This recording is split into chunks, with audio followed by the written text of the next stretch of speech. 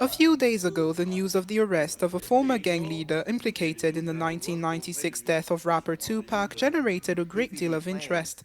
Almost 30 years after his murder, the mystery surrounding him remains almost incomplete.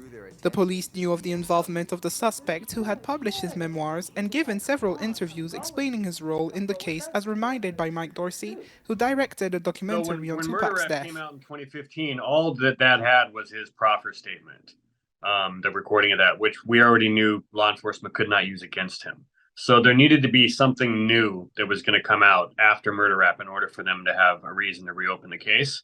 And that new thing happened in 2018 when, for some reason, Keefe agreed to be interviewed for Death Row Chronicles series on BET, and he talked about the case and his alleged involvement in the shooting.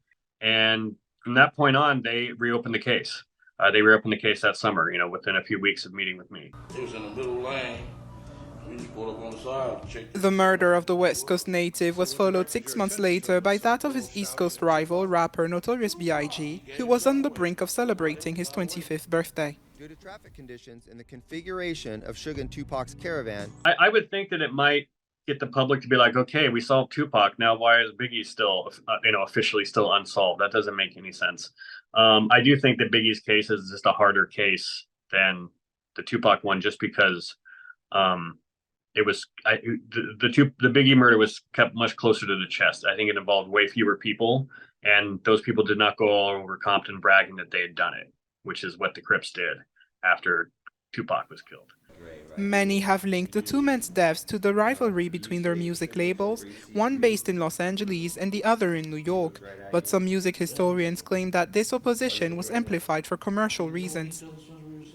I believe that Biggie was killed in revenge for Tupac's murder, so it's related in that way, and that does tell you who maybe the potential suspects are who would want to get revenge for Tupac's murder. Kind of tells you who was probably behind Biggie's, but I don't know if Tupac's murder case being closed helps close Biggie's case. Suspect Dwayne Davis was in the car from which the bullets that killed Tupac were fired. Although he was not the person who fired the shots, under American law, his indirect role does not prevent him from being charged with murder.